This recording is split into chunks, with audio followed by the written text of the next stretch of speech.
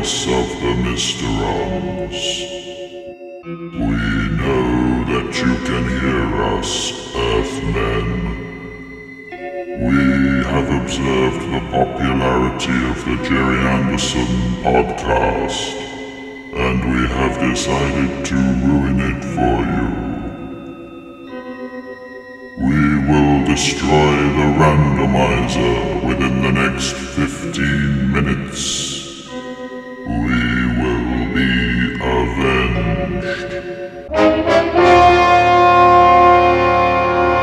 Haha, joke's on you, the Randomiser's already broken anyway. What the? No! Hello, Captain Black, and hello to all of you listening today. Yes, unfortunately, the Randomiser has broken down yet again, but it did manage to select an episode for us before it went down. No time for an introduction today because it landed on one of my absolute favourite episodes, our very first non-puppet episode. It's New Captain Scarlet, Grey Skulls. Well, I certainly wasn't expecting to be here quite so soon. This is the very last episode of New Captain Scarlet, Grey Skulls, and I just adore this episode. Right up front, I've got to say that.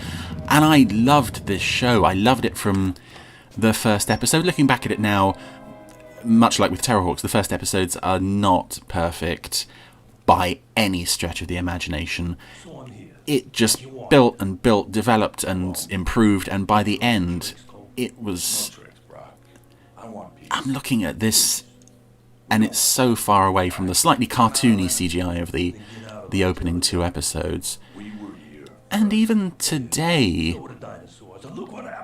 it still stands up, I think. Not the whole series, but certainly some of these last few episodes. There are occasionally glitches and technical goofs, but I can't remember anything in this episode that isn't an utter joy. I mean, look at this alleyway set, these barrels. There they go. The street set, these buildings, the texture on the clothes. It may be that I'm watching this on Blu-ray and that's given it a boost, but I think it's an episode that really showcases the talents of the team that were working on this show. Oh, there goes Brock's bike. You just know that Captain Blue was driving that day. Any wanton, unnecessary destruction of public property, that's always Captain Blue. Which I kind of like. I do enjoy the bull in a china shop characterization of the new Captain Blue. I can never understand how Ochre doesn't actually see Colt when she arrives outside the warehouse. She looks directly at him. She can see that the rhino doors are wide open, and she still just takes off. I would probably put that down to an animation goof rather than an error on her part, because I love Captain Ochre. I don't think she would make that error. She's made enough mistakes in this episode already by leaving her motorbike unlocked. 3 weeks we've been on the trail of those stolen alien spores. I should really address the main issue, well, not issue, highlight of this episode, which is the starring role given to Captain Ochre. Now, in the original series, as a kid watching Captain Scarlet on the BBC, Captain Ochre was my favourite character, and even at the time I couldn't tell you why, because he very rarely did anything. He got smashed on Mysteronized champagne and accidentally blew up a naval base. That seemed to be about the highlight of his contribution to the show. So when the CGI show started and there was all this talk of Lieutenant Green is going to be a woman now, and there was a rumour that Captain Ochre would also switch genders, but she didn't appear until I think the 13th episode. The show in the first half seemed to almost completely forget that there were other captains besides Scarlet and Blue. I think there are even some episodes in that first half where even Blue doesn't appear. And it's always seemed a bit of a shame, even though the show is called Captain Scarlet, that the focus was always solely on him. You look at the original series, what do Ochre, Grey and Magenta do all day? Obviously we know Magenta is getting into all sorts of mischief and shenanigans, knocking himself out with doors and things, but what are the others actually doing? These are all qualified, talented people, all experts in their chosen fields, and they're just kind of left behind while Scarlet and Blue are kicked off yet again to save the day. Whereas in the new show, I think Captain Ochre is hugely important to this show, even though she arrived very late on. Even though, obviously, we have the Angels, who had some stories, some focus on them. Even though we have Lieutenant Green as a woman now, who had some focus and some stories on her. It's so important that she is a captain, that we have a woman out there in the field with the boys, the equal of the boys. She doesn't need to defer to them. She is, as we see in this episode, she is thoroughly capable of handling a mission on her own. And I love what Julia Brahms brought to this character. I love the slightly sardonic, the Irish tone is a lovely touch, but she is just such a nice character. And it's amazing to think the final episode of the show, it's just the Captain Ochre show. It's like, forget those other guys. We've got a woman here who can just get the job done, who can kick some Mysteron butt, and it's just fabulous. And this scene is just a perfect summing up of the character. What do you know? A spaceship really did crash here. Which world did you come from? Planet Stupid or Planet Ugly? Okay, it's a terrible line. It's an absolutely terrible line. She probably knows that it's terrible because she was looking for this fight and she's got it and she is enjoying every second of it. And so are we. This shot of her kicking the guy through the window is so cool. I apologise if I'm coming off like a squeeing fanboy, but if there was a Captain Ochre fan club, oh boy, I would be like the first one to sign up. I absolutely love this music, by the way, this Crispin Merrill piece here, which is thankfully on the soundtrack CD that was released not too long ago. It's one of the absolute highlights of that. Now here we have an interesting situation because Ochre has now tracked down Colt, who has stolen her raid bike, and Colonel White was very cross, said she had to get it back at all costs.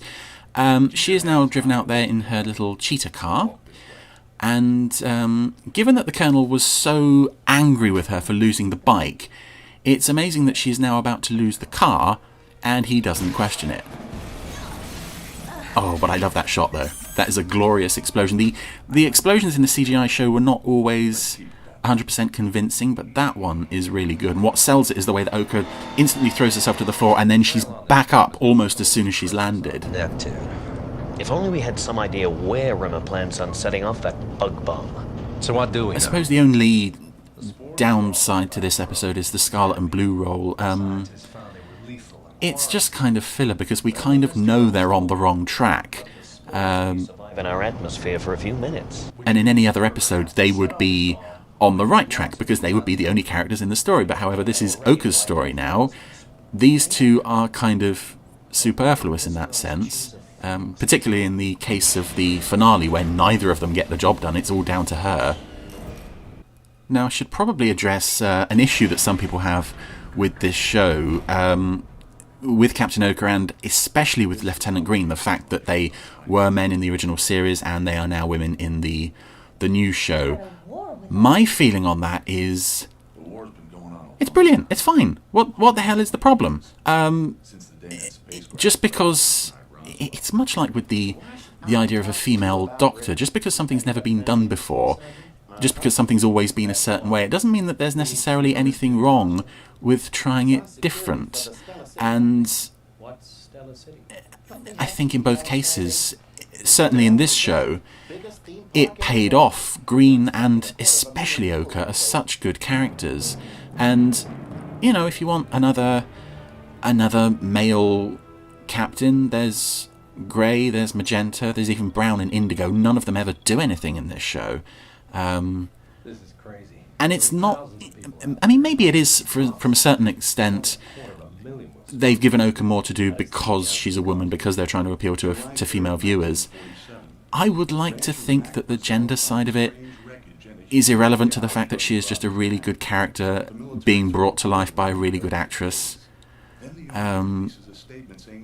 So yeah, anyone who says, like, oh, I don't watch the show because Lieutenant Green is a man, it's like, you're kind of missing the point there. So this episode was the very last episode of the show to be produced. The plan was that the final two episodes to be produced were going to be House of Dolls, which was scrapped because it was deemed too scary for kids, and then Dominion, which was the final episode. So once House of Dolls was scrapped, they began work on Dominion, and this episode was produced as a replacement penultimate episode, but was made last. Unfortunately, nobody at ITV realised that, and so it was shown after Dominion, and it was released on DVD after Dominion. I do tend to look at this one as the final episode, in spite of the fact that I know in my heart Dominion is meant to be the final episode. You can see there is so much work going into this. There is so much effort, even though the show always had a lot of energy being put into it, a lot of effort being shown right up there on screen. You can see it in this episode. This is like a showcase. If I was going to show somebody an episode to make them realise how good this show was, this would have to be it. Which is why, in a way, I'm kind of disappointed that we reached this one first, because I love this one, and I just wanted to kind of hold it back to do a few more episodes first before we got to this. But this is a gem. And I think right now Spectrum's looking for the wrong man. And I do love the relationship between Colt and Ochre here. You can see the expression in her eyes and in his eyes. There's this underlying trust, even though they're technically on opposite sides. They both know they're fighting for the same thing, and they are really on board with each other. If there had been a second series of this show, which they absolutely should have been, I would have loved to have seen this episode been returned to. I would love to have seen Ochre and Colt team up again. They are such a good team. And this theme park is another wonderful setting, not least because there are so many characters milling around in the background.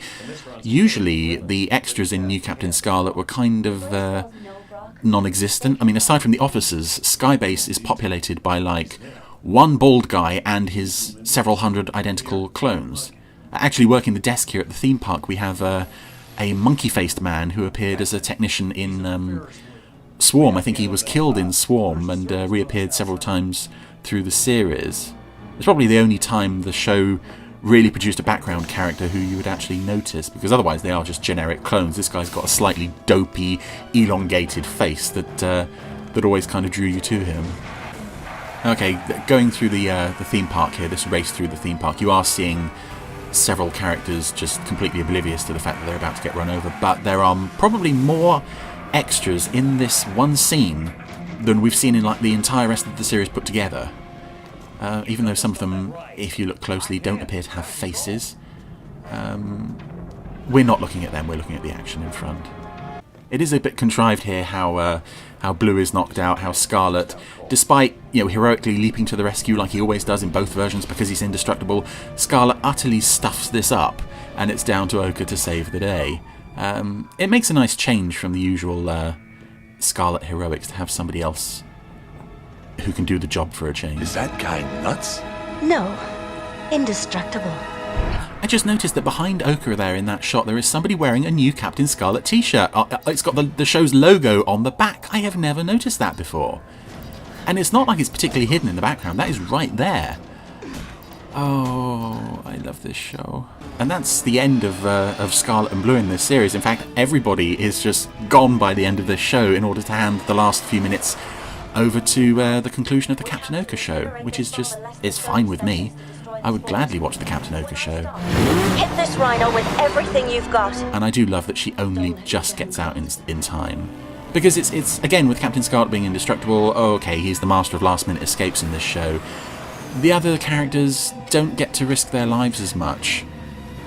But just because that never happens doesn't mean they're not as brave as him, and in this case, we do get to see that. She's just saved the world. With the help of her biker friend. Now, whenever I'm rewatching New Captain Scarlet, which is fairly regularly, I always put this episode last, despite the fact that it obviously takes place before Dominion, because of the fact that it was the last episode that Gerry Anderson worked on. It's the very last TV episode with his name attached. So it's not so much a wonderful end to a fantastic show. It's a wonderful end to an entire 50-year span of Gerry producing television shows.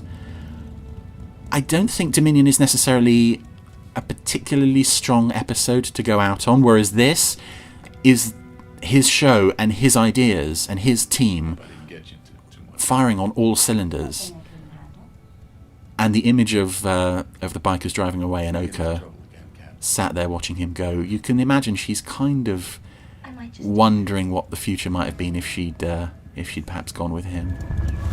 Meantime, we'll be looking out for Mysterons. Yeah.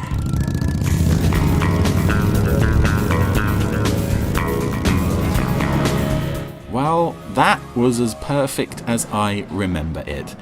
That episode has never disappointed me. I can't imagine it ever will. Much like most of New Captain Scarlet, particularly in the later episodes, it's just a joy to watch. There is very little here that I cannot like. And Captain Ochre, God bless her, and God bless Julia Brahms for producing such a fantastic creation. Anybody who's got an issue with gender swapping characters, this is the episode to show them. Goodbye.